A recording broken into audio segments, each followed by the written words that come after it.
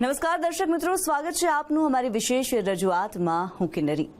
દર્શક મિત્રો, વર્તમાન સમયમાં જેમ જેમ લોકોની લાઇફસ્ટાઇલ બદલાઈ રહી છે તેમ શારીરિક સમસ્યાઓની પરેશાની પણ વધી રહી છે.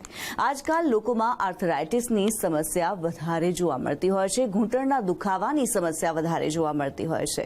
ત્યારે આર્થરાઇટિસ અને ની રિપ્લેસમેન્ટ સર્જરી વિશે આજે આપણે જાણકારી મેળવીશું અને આપણી સાથે અત્યારે સંદેશ ન્યૂઝના સ્ટુડિયોમાં હાજર છે સ્ટર્લિંગ અને એપિક હોસ્પિટલના નિષ્ણાત robotic surgeon doctor Saurabh Goyal.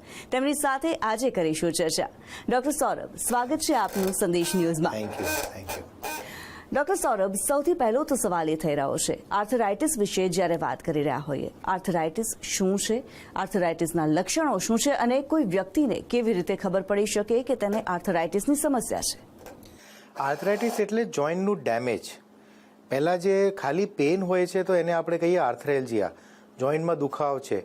પણ આર્થરાઇટિસ મીન જે અંદરના જે કાર્ટિલેજ છે એને જે ડેમેજ થઈ જાય છે તો એ આર્થરાઇટિસ કહેવાય છે. મોટા ભાગે આપણે નીમાં એ હોય છે બિકોઝ આપણા જે ની છે, ઢીંચણ છે, એ બોડીના સૌથી મોટા જોઈન્ટ હોય છે.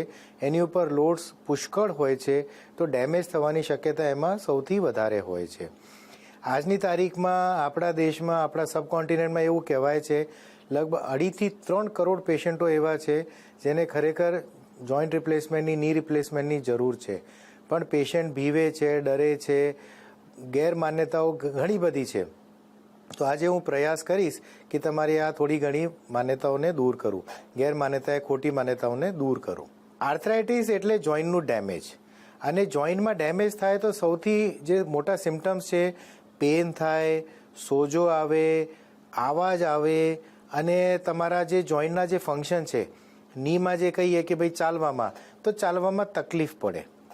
અહીંયા એક વસ્તુ હું ચોક્કસ કહેવા માંગુ છું કે દરેક પેન ડઝ નોટ મીન કે તમારે ની રિપ્લેસમેન્ટની કે જોઈન્ટ રિપ્લેસમેન્ટની જરૂર હોય.